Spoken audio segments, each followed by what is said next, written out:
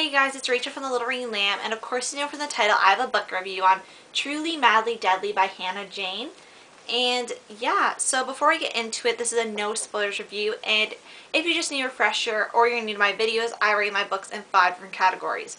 Plot, characters, cover, suspense, and overall in terms of reading again very soon, 5 to 5, not so soon, 1 out of 5.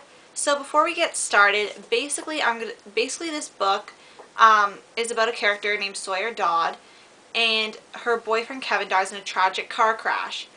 And one day she opens her locker and finds a note that all it says is "You're welcome," signed your admirer.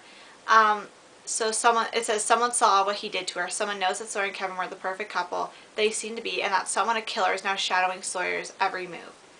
So yeah, that's basically what it was. That's basically what the gist is about, and it sounded really extremely creepy to me. So we're going to get into plot. I gave it a 3 out of 5. The plot, it sounded way creepier than the book actually was.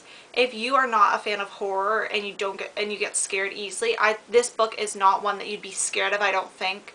I'm not a big fan of horror, but not really even horror novels, but like I just read 10 by Gretchen McNeil, and that really did scare me, but not enough that I was like having nightmares or anything. It was just a good kind of scare.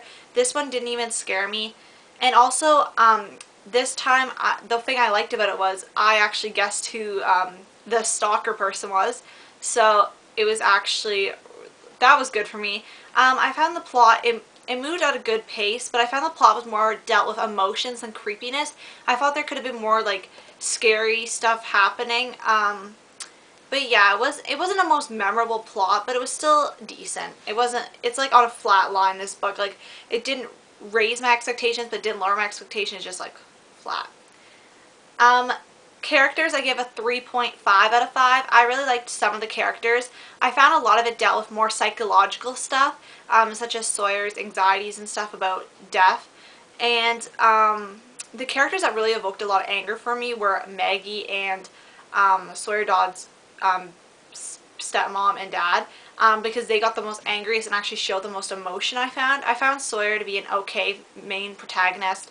I didn't find her to be, she's pretty like one-dimensional to me. Like we didn't really, like, even though there was so much going on psychological stuff, we didn't really get into the depth of who she is. Basically all we knew her was related to the death of Kevin. So the characters were decent. I didn't fall in love with them. There wasn't a particular character that I absolutely loved. Yeah. Cover, I give a 4 out of 5. I really like the cover. It's one of the reasons it attracted me to the book. I really like the tagline with it. It says, "She thought it was an accident, she was wrong," in between the words, because it made it really unique. Because when I first saw it, I thought it was like, truly she thought it was an accident, madly she was wrong, and I was like, that doesn't make sense. The cover looks a lot creepier than it actually was. And yeah, I like the red and yellow and white on the black background. It looks really pretty.